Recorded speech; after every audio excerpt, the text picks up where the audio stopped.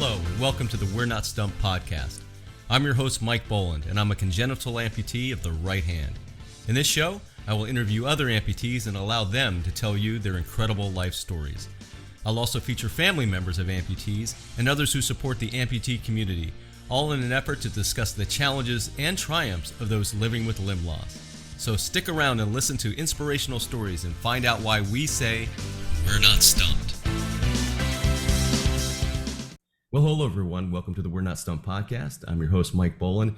Today I've got a really special guest on, Carlos Baker. The story is amazing. He's done so many things. Carlos, thank you so much for being on the podcast today. What's going down? Thank you so much for having me. Oh, my pleasure. You know, we always start the We're Not Stumped podcast with a segment I call In Your Own Words. So I'd like to hear a little bit more about your story. All right, let's see. Well, I'm a 49-year-old dude now. I guess if I go way back, grew up in right outside of Rhode Island, so East Providence, Rhode Island, and had kind of a picturesque, idyllic childhood. My grandfather had a small business and kind of had that American dream type lifestyle. So he had a 40-acre farm, gentleman's farm in Rehoboth, Massachusetts, which is right over the line of Rhode Island.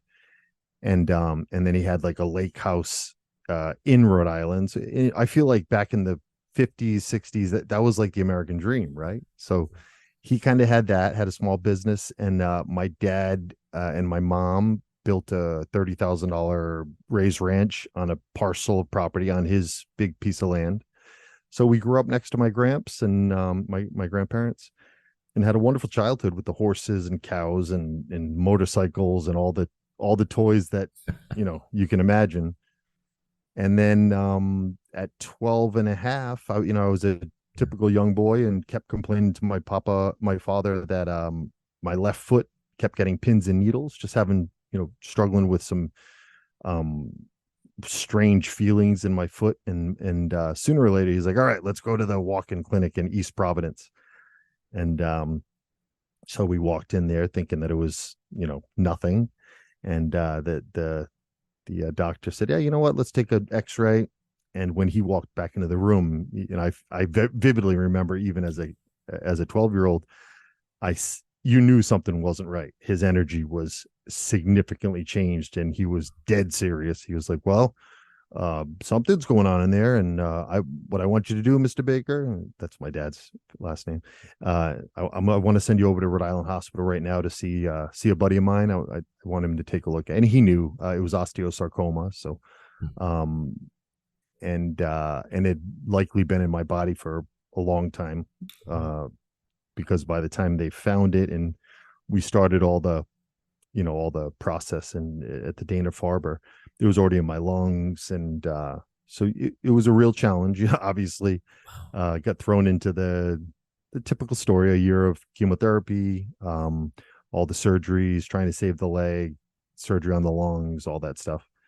And, ultimately, against all odds, survived it. Came out the other end, but 2 years, the cancer was gone, but my leg had a staph infection in it, and ultimately the doctors decided to amputate. And then oddly, my story, as an amputee, it was a celebration for me when they finally chopped the leg off, because it was it was the year of hell for chemotherapy and all that stuff, and then a year of hell wanting to get back to normal life and dragging around this dead kind of leg.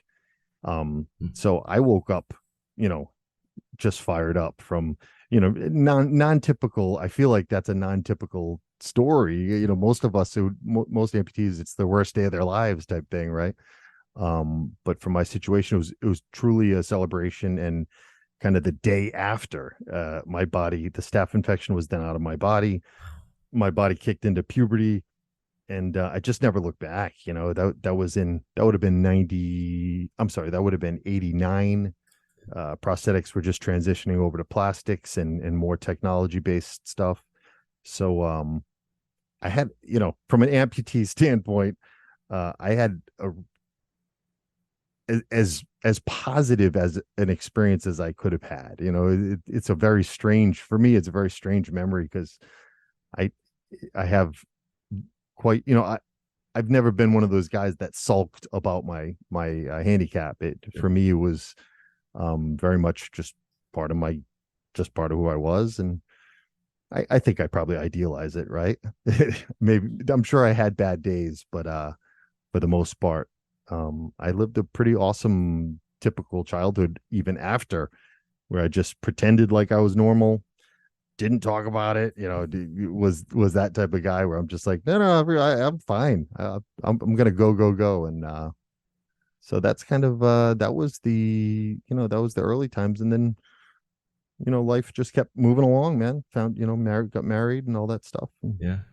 And you said this is Rhode Island, is that correct? This was Rhode Island. Yeah. Where did you get I your ended up, prosthetics? Because I'm from back east originally. I'm just kind of curious. oh yeah. Where are you from? I'm from New Jersey originally, and I went to Okay. Kessler Institute when I was a young man. Okay. Well, oddly, man, I ended up, even though I was in Rhode Island, through nefarious, I have to be careful, but, and I won't name names, but through somebody who convinced my parents that I could only go to this one guy who happened to be in Long Island. Um, it made our lives very complicated because from 14 to until I went to college, so I would have been in my early 20s or perhaps my late teens, I was constantly driving back and forth to Long Island to this prosthetic guy who was not, he was good, but he wasn't that good. He wasn't so good that I needed to drive for, and how I was growing like a weed from 14 to, so in retrospect, it's hard to complain because he did a great, I was always so blessed with, I only have 19 centimeters of femur bone on my left leg. So, I have relatively, not much to work with, but, it definitely, once I realized and started seeing the guy in Rhode Island, Mr. Bill Tioli, he's now retired and his son has taken over his business, but Bill was so great. And and he'd be like, so remind me, why did you drive to Long Island for the last 6 years of your life? And I'm like, I don't know, man.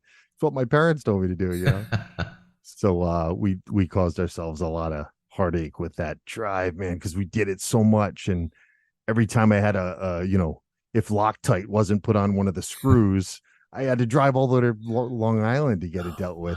But we didn't know any better, and I did have I did have a really good relationship with that guy, and I did kind of love that he was kind of fatherly to me. But I think it was a little bit it was a gray area of the way I ended up there, because someone reached out to me when they heard that I was an amputee, and they kind of took interest. It's kind of strange story, man. It took interest and again pushed me that way. And then as I met more people that went to this place, they were like, oh yeah, I'm here because of this person. They reached out and this guy is the best, so we have to come here. Weird, right? Yeah, and obviously a little bit before the internet, so it'd be hard to do some of that research. And I would imagine the whole prosthetic journey, because you had mentioned it, you were a growing boy at the time, so that would have just added another wrinkle, I guess would be a way to say it. Oh yeah, yeah, and I think technology was literally, it was transitioning from wood, right at that mid 80s is when plastic started becoming, and I was watching kind of those hydraulic and Mauk units and all the CAD, now it's been Endolite and all. I remember all these brands that they did a good job marketing. So I was kind of one of those guys where I was like, I want that. I think I can I have that? And of course, you can never have all that stuff. It's expensive. At some point, once I got more comfortable with the reality, and I feel like that takes us a minute to realize at some point that the prosthetic, I'm only going to do so much, like I was such an active kid and I was a kind of a gym rat. That was my sport. Going, bodybuilding was my sport. But at some point I realized that with 19 centimeters of femur bone, I was not going to, be in the Paralympics running, or it's those realities, and those are okay. That's perfectly fine.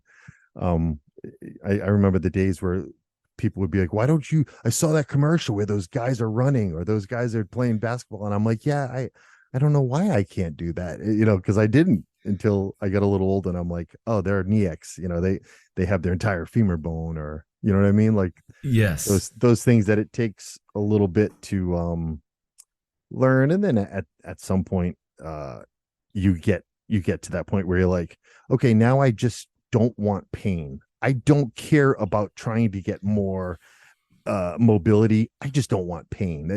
I got to that place where, which was probably post college, where I'm like, I no longer am looking to do stuff, man, and I don't want to run a marathon. I just don't want to have any discomfort. Yeah. Can you get me that? All right, then we're good. Get around without any discomfort. That Yeah, makes a lot of that's sense. skin issues, right? And you were talking quite a bit about your attitude and things like that, which we talked for a few minutes before the podcast started, and I really enjoyed talking to you. But what are some of the harder parts about being an above knee amputee, Um, if any? yeah, yeah. I mean, yeah, I I am that guy, and I think it's the reason. It's probably one of the reasons why I survived. Is I'm I'm naive and positive almost to a fault. So I think one of the reasons I lived is I just didn't know how sick I was. I just didn't realize what I was up against. I just kind of assumed that everything would work itself out. And I don't know that. I think that's just how I was born that way. I think I Mm-hmm. was always a little bit of a, not even eccentric, just a bit of a free spirit, right? And like for instance, I can remember uh when I must have been maybe, let's say, 16 years old, and I was full of the devil, and you know going a million miles an hour, and thought I was the coolest guy in the world, and didn't interact with the world as an amputee. I just pretended I wasn't an amputee. That was my way to deal with life.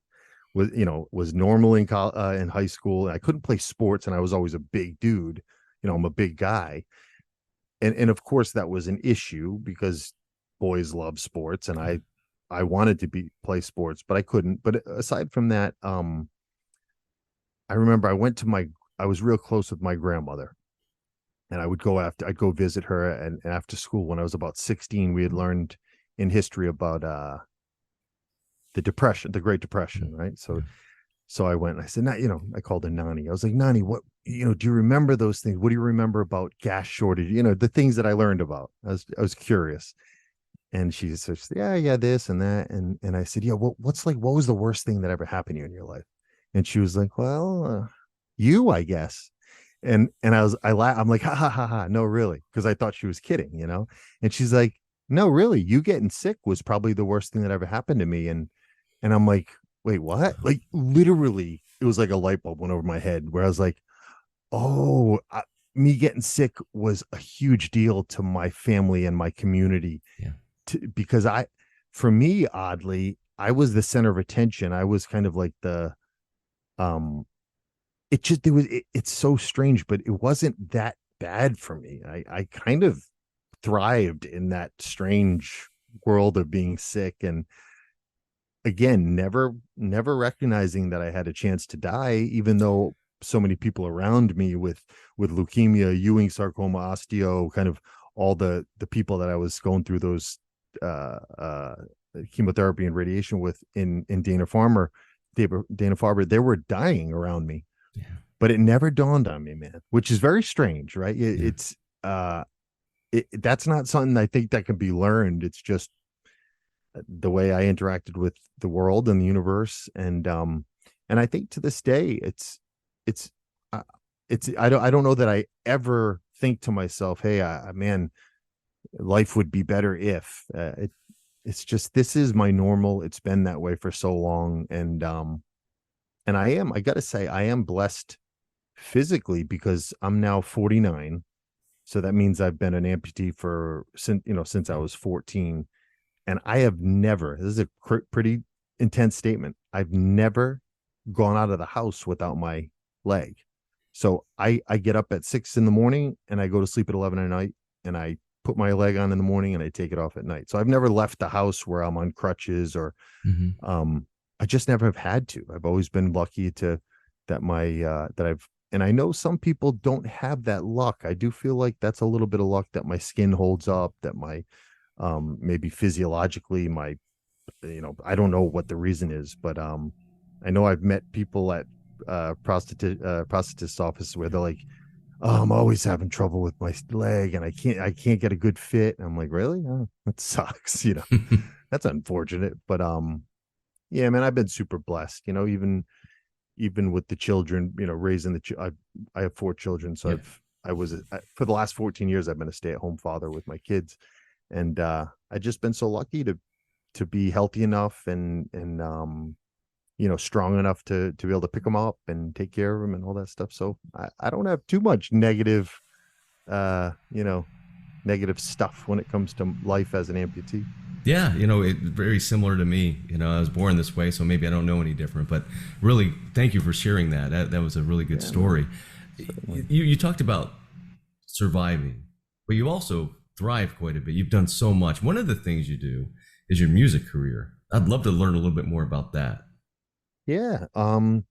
Well, kind of backing up to end up there, so post college, I've been with my wife forever. Post college, once the babies started coming, we have the 4 kids. I quickly turned to my family, a family business, and I went to work for my family in Rhode Island. Moved back to Rhode Island, and then kind of all at once had that we had 3 babies kind of in a row. We bought a house and had all of a sudden had a mortgage, and had went to work where I was working a lot of hours, and I I'd always music had always been in my life, but I very intentionally made the decision that, okay, music there's no more time for music. I'm going to put my upright bass, I'm going to put my electric bass, I'm going to put it in the basement, and I'm going to be an adult, right? That was an intentional decision. And I think what happened, because I am, and this is where the that that naivety perhaps kind of bit me in the ass a little, because my brain couldn't handle that adult way of living. You know, the household was stressful, as is normal when you have kids, right? And then my solace was kind of work, because I was working with my brother and my father, and wonderful small business, a great atmosphere. But then I had a falling out with a family member at work, um, and kind of from one day to the next, my mind stopped working. I kind of stopped sleeping. I kind of stopped, you know, I just lost sense of. I lost kind of touch with reality, and really went into a brutally horrific kind of depression, which for me, depression showed itself as panic attacks, which then ended up as this intense fear of getting panic attacks. So I don't know how much you know about that world, but these panic attacks, at least for me, of course, I can only speak for myself. They might have only been these, even though they felt like there were hours and hours of this hellish fear for whatever happens to your brain when that clicks into that panic attack mode. But it's so scary and so frightening that I became just in totally in fear of having them. And it just threw me totally off. I could no longer interact with the world normally, which as you can imagine was just crazy, because I've always been I was such a social guy, and I could no longer really work. I could no longer I almost couldn't even survive anymore. So um my wife and I made the decision, again, had a falling out with my family member. We made some changes in and my wife and I made the decision from one day to the next, said, let's pack up our stuff, pack up all our shit, throw it in a container. Let's move to Germany. where my Wow. wife is from, the little village that my wife was born and raised. Wow. Yeah, because she came over to the States as an au pair, as a nanny. You know what an au pair is, right? Yeah. So so we packed up our stuff. And one of the things as we were packing up the house, I was like, yeah, I didn't have any money. And I was like, I'm gonna sell my upright bass. I think I can get a couple $1,000 for this beautiful mid-50s blonde K bass, which is a standard American jazz bass. And my wife was like, no, don't sell it. You should bring it. And I'm like, no, I'm not a musician anymore. I'm going to sell it. And she's like, no, my wife keeps me in, she keeps me in check. She has for 30 years. So she's like, no, I think you should bring it. And I'm like, okay, baby.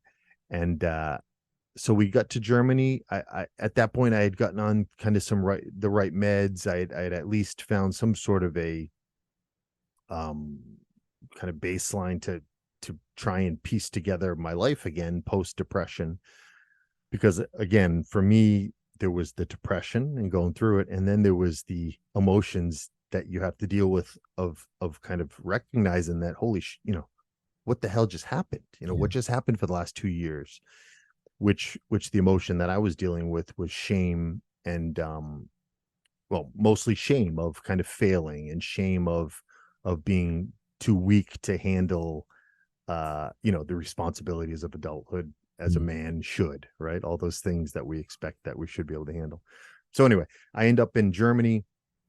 The day we get here, I take my bass out and I start playing again, and I never put it down. It just, from that day forward, my wife went back to work very organically, because she's German and she has her master's degree in psychology, and she found work very quickly. And I stayed home with our 7, 6, and 4-year-old, and then we had another baby. So, and fast forward 5, 10 years later, I was playing every day. I was in this community of wonderful musicians in Germany that took me in, I think for a bunch of reasons. I'm a good person.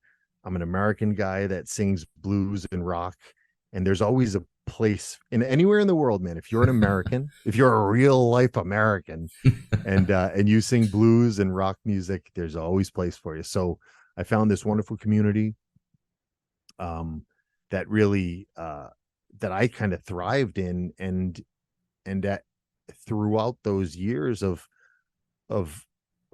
reigniting my love for music, but also using music and using specifically writing as a form of therapy.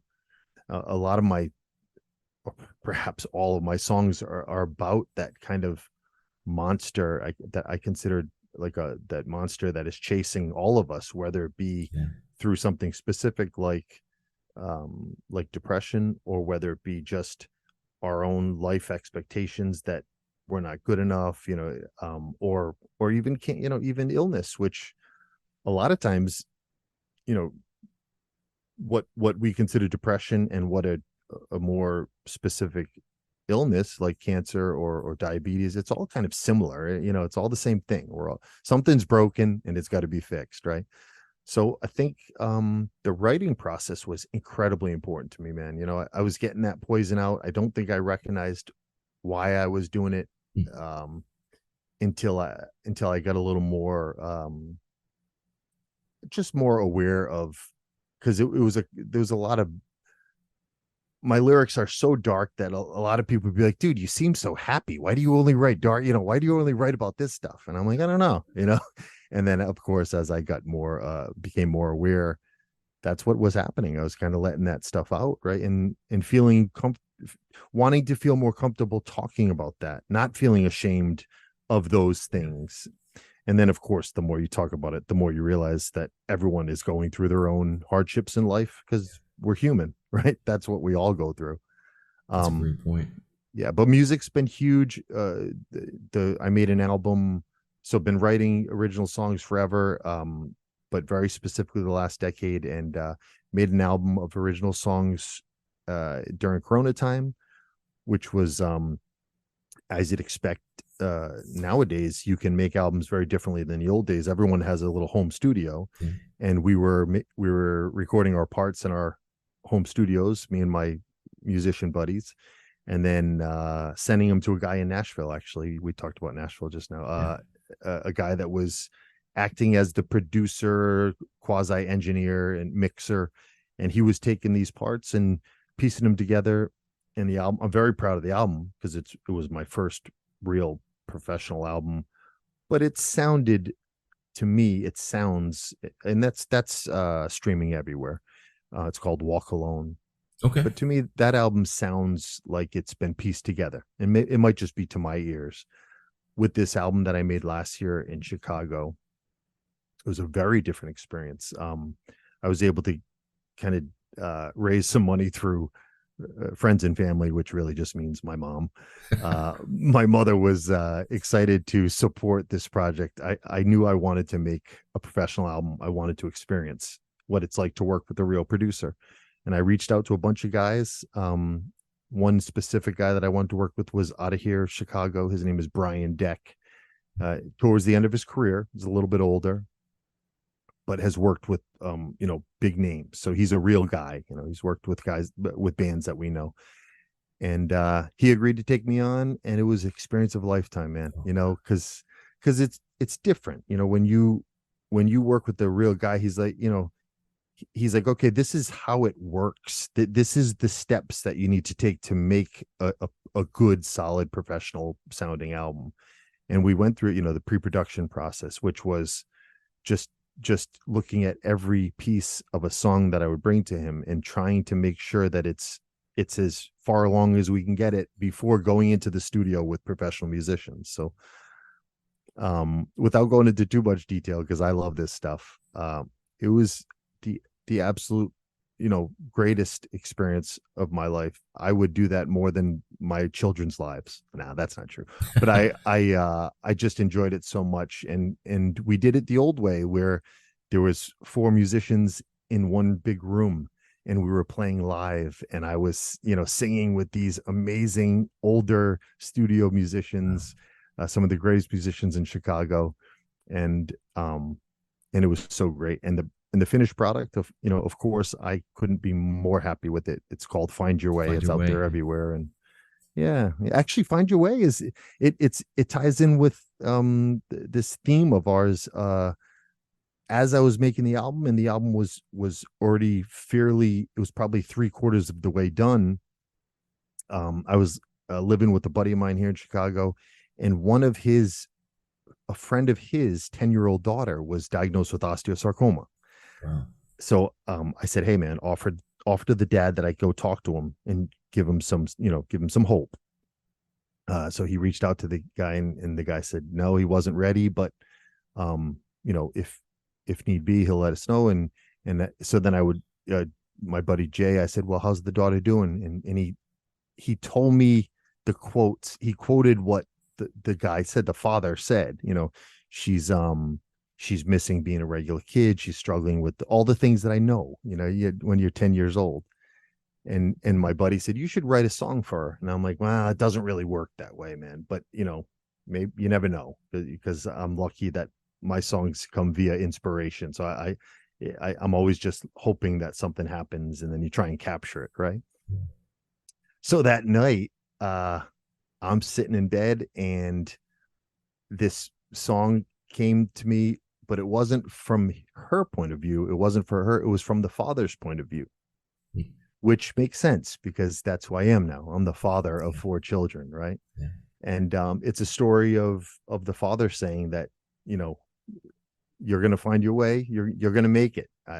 It crushes me to watch you go through it, but you're going to be fine. And I'm going to help you get there. So, very proud of the song. And it was very sweet. When it was done, my buddy sent the song to the father, and he was in tears listening. I still haven't met him, but my buddy was saying he was in tears when he called and said, I can't believe this guy did this for me. And so, yeah, very sweet. What a great story. Find Your Way. That's the album. You said it's streaming everywhere, correct? That's right. Hey, go buy my album, man. I'm trying to make a living. Yes. Go buy the album. And That's one right. other thing too, because you were talking about the writing of songs. You also wrote a novel called Songs for Ivy. Yeah. Was that chicken or the egg? Was it the writing getting back into the music that it inspired you to do the novel, or I'd love to. Yeah, I think I think it's a lot. It was a lot of things. At that point, that would have been in so it was the Christmas of 2016, and reading has been. I don't know if you're a reader, but I've been a reader all my life, more so than ever now as I get older. I am just more than ever reading for hours a day. Um, but I've always been a reader, and at that age, my daughters would have been maybe 50 at that age, 14, 15, Yeah. the Christmas of 2016. And they were reading at that point in their lives. So my wife had gotten them a bunch of young adult books. So I vividly remember at Christmas I was reading the blurbs on the back of their books, and I'll read anything. So I had read anything that they had already read just because it was in the house, and it was in Germany. So English books, this was pre-Kindle. Now I'm a Kindle guy, but Mm-hmm. at the time I'd just read anything that was hanging around. And so my wife was always buying me books. She bought my daughters these books. And as I read these books, I'm like, you know, I've been raising my kids for the last, X amount of years.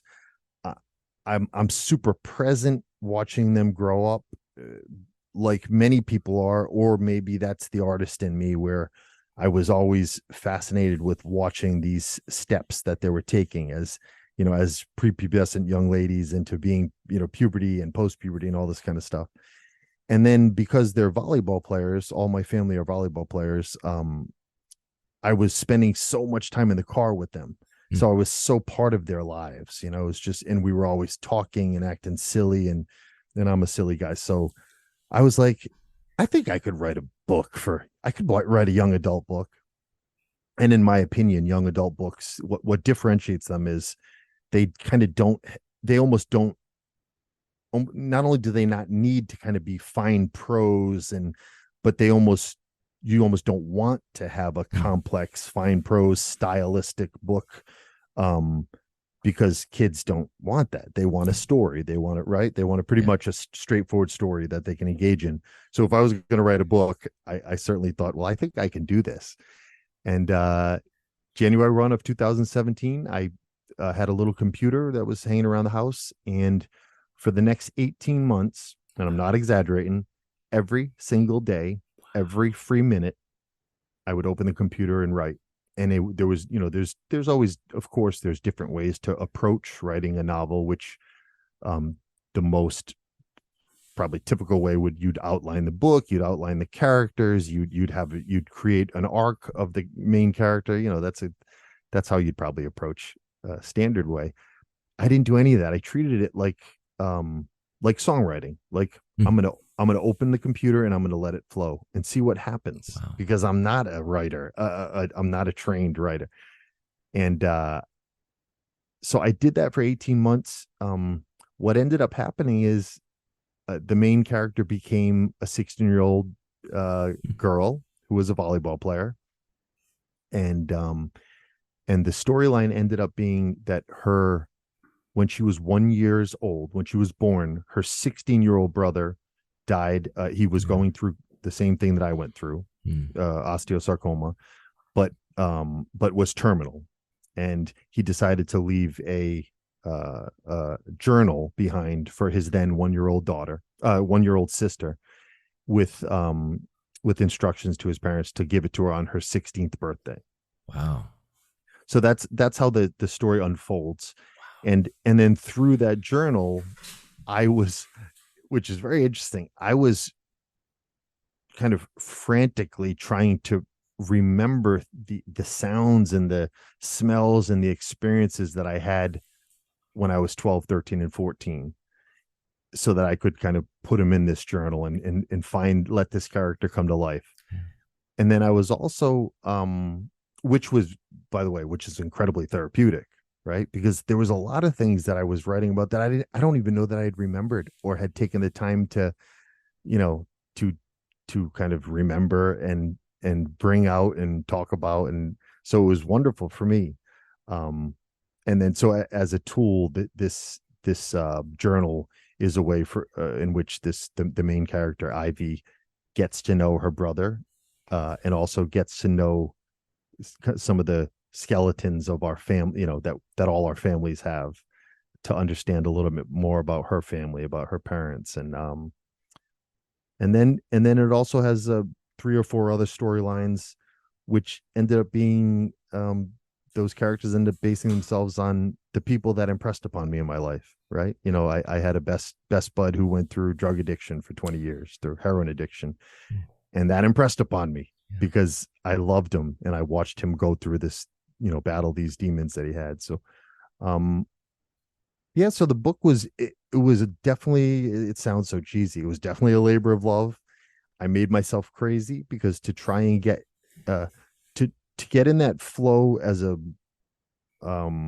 a writer from a music standpoint, that's fairly easy. If you're just open to try and be a receptacle of ideas, then it's fairly easy. At least I feel like it is. If I am inspired, I take the time to write it down or whatever it is.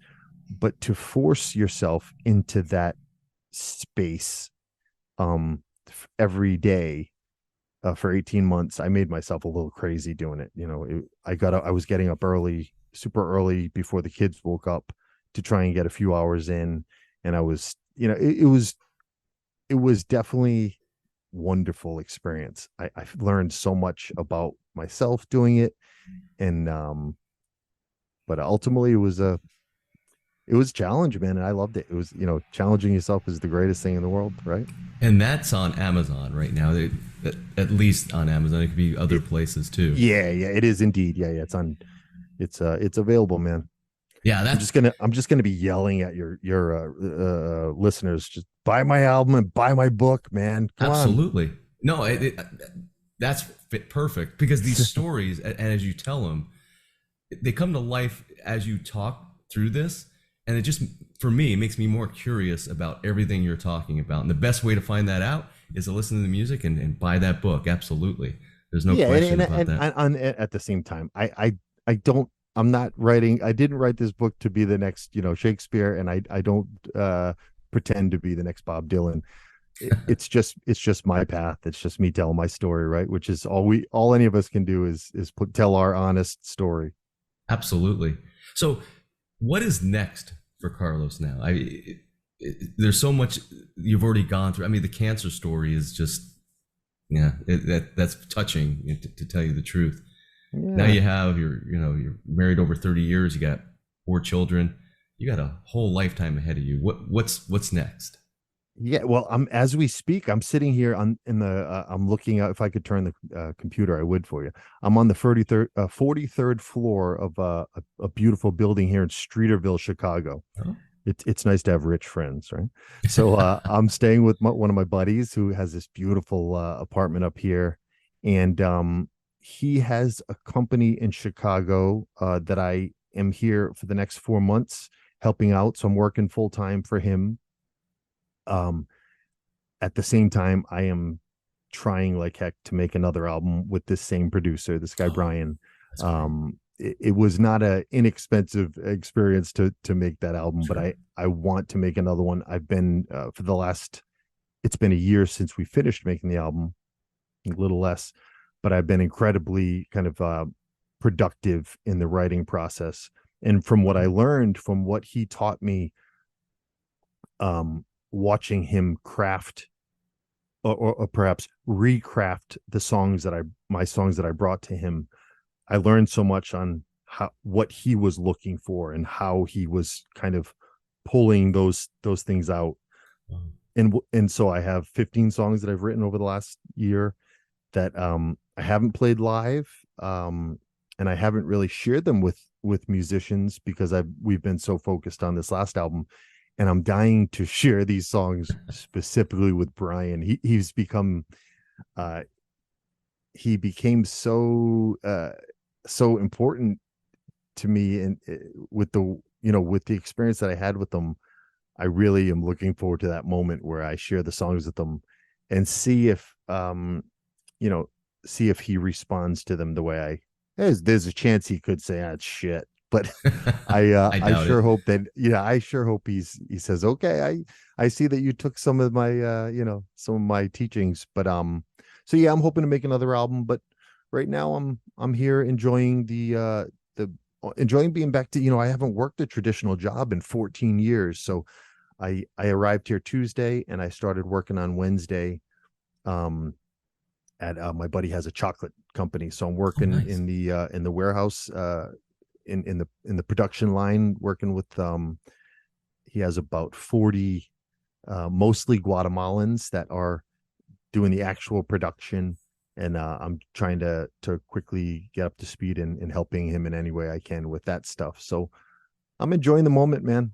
It's work is fun. I think I forgot how fun it is to go into work every morning and have a community there where you say good morning, and it's a different way to live than I've been living for 14 years, and I'm enjoying that very much. So That's great. One other amputee question. You go back into the workforce. How are you accepted? They ask you questions, or you just just another person? yeah, as I get older, I walk worse and worse, man. I used to be able to walk where I feel like I was virtually walking without a limp. Now I'm absolutely don't care anymore, and my back and my hip, and Yeah. nothing works the way it used to. I hear you. I'm so open. It's been part of, I mean, Yeah. everyone kind of always does that. Like, you got a bad foot, or did you hurt yourself? And Yeah. so I think I quickly get that response. Actually, man, how much time do we have? Are we wrapping up, or No, I'd love to hear another story. well, this ties in. This is an interesting one, man. So my best bud, this is my best friend in the world since college. He is one of twins, and my two best friends are twins. Oh wow. This guy is, the coolest guy you'll ever meet. Beautiful man. Owns the room, charisma, the whole thing. That's always who he's been. In 2019, we would have been 47. He was running triathlons, was in amazing shape, best shape of his life, on top of the world, owned these several businesses, and he got sick, got a cold.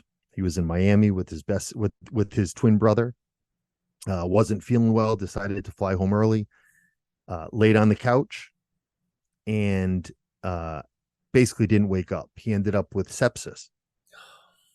So by the time one of his business partners called and he answered the phone slurring his words, he rushed over, picked him up, carried him to Northwestern, and he was dead to the world for 2 weeks. The only reason he is here today is because his twin brother flew in and just kept begging the doctors, put him on more machines, figure out a way to keep him alive. He's going to be fine. And the doctors, I was there. I flew in from Germany because we assumed he was not going to make it. So the doctors were saying, listen, I was in the room with him because, he's my best friend and his twin brother is my best friend. And the doctors were saying, listen, he's going to lose all his limbs no matter what. If he lives, he's going to lose all his limbs. He could be blind and he could be brain dead. And you want us to keep going. And his twin brother said, keep going, keep him alive. He's going to be fine. Well, fast forward, he did lose all his limbs, and he lost his nose, and his eyes for the 3 years afterwards were terrible. He's since got prosthetic irises, which or prosthetic retinas or something. He's had 2 major surgeries on his eyes, so he sees quite well. And so my best friend is an amputee, but a quad amputee. So talking about weird, man, it is just the most bizarre thing. And I was so blessed, Mike, in 2019, that was in February of 2019 that he got sick. Which almost ended my marriage. I made the decision to move here to Chicago for 6 months. And I lived in the hospital with him from 7 a.m. until 11 at night every day for 6 months. Wow. Because he had no hands and he couldn't do anything, and someone had to do it. And I adore this guy. So I had this, it was one of the most emotional and beautiful experiences of my life, because he and I are both silly guys, we had never approached that side of I am as an amputee, and all of a sudden, we have this in common. And it was the strangest. It felt almost didn't feel real so many times, and but we had a blast for 6 months as he was, and he had no concept at that point of what he was up against. At that point, he was like, "Oh, I'm gonna be running triathlons again, in a year." And I'm like, I'm not sure about that, Mm-hmm. And the doctors would be, kind of rolling their eyes at me in the background, and the nurses, and it took him, as you can imagine, it took him a few years. The emotional devastation took a few years for him to get through. But I am so proud to say he now drives. I don't know how the hell he does it. I drive with him, and he's raising his two boys, and he's running his businesses again, and he can walk further than I can, and he is the most badass guy in the world. And he's the one that I came to work for. So, okay. When you asked me before, what's the worst thing about being an amputee? If I had perspective before that happened, now that my best friend has no limbs and has the challenges that he has, it's so hard for me to, in any way feel sorry for myself, because when you don't have, and you lost your hand when you were a kid, or I was born like that way. this. Yeah. So I mean, just for perspective for me, to watch him get up in the morning every day, and just, he's as fearless as they come, and it's so great to me, because it's like he forgets that he kind of looks like a monster. He was so good looking, and now they're rebuilding his nose. This wonderful doctor, Dr. Walton here in Northwestern, is rebuilding his nose. He's had, like, because his nose also was he lost his nose, so he's using his twin brother's body parts to rebuild his nose. Wow. How crazy is that? Yeah. Wow. So he'll, and he's got two hooks, and he's got two blades for legs, and we'll go out to, like a fancy restaurant, and there'll be a good looking young lady at the bar, and he'll walk up to him and be like, and he'll do his thing, but he forgets that he doesn't look the way he used to. And, and we're a world of, vanity. Right. Yeah. And I'm always like, oh God, this is so great. And after the initial kind of shock from whoever meets him, once he shows his charisma, all that goes away, man. Everybody that meets this guy quickly realizes, oh, this guy is all of that and more. And I love that stuff, man. That's what makes this world so great, is the people like you, and people that are able to get past those challenges, because Lord knows we all have them, man. Physical challenges, mental challenges, all of the financial. In the end, we're all fighting every day for our lives, right? Thank you so much for sharing that story. That's an amazing story. Would you think it would be okay to say the name of the chocolate company? I don't want to put you in a bad spot. I think so. Yeah. It's called Vosges, Vosges, Vosges chocolate. For those of your listeners that have ever flown into O'Hare, okay, they would know the brand, because they have two big kind of, what are they, kiosks in O'Hare. But it's a wonderful brand. They're in Whole Foods, and it's a big chocolate company. So excellent. My daughter actually does fly into Chicago quite a bit for her work, so I'll let her Still know it if you mention it to her. Yeah. And he also owns a wonderful pizza restaurant down here in Streeterville called Robert's Pizza and Dough. I feel like I'm just coming in here and just marketing. I'm just doing marketing on your show, man. But here's what we're doing. We're supporting amputee business and That's writing, right. and I think it's a great thing. So let's plug those again. So you have let's see, For Your Way, Find Your Way. Oh, Find Your Way. Yeah. Sorry about that. Find Your Way. No. Plus Songs for Ivy, if I'm saying that correctly as well. You got looking it, at my man. notes. I'm cheating. You got it.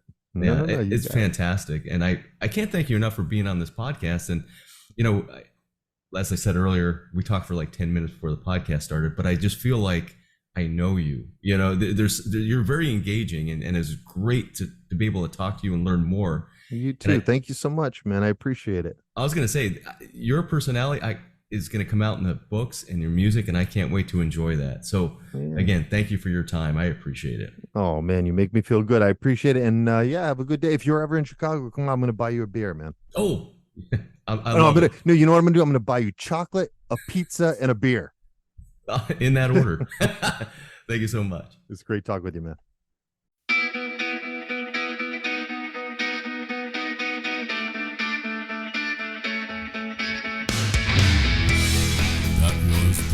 Stumped podcast, hosted by Mike Boland. If you want to be a guest on the program, reach out to Mike at his email address, mike@mikeboland.com. This podcast is produced by One Hand Man Productions. If you are looking to start your podcast, go to onehandmanproductions.com.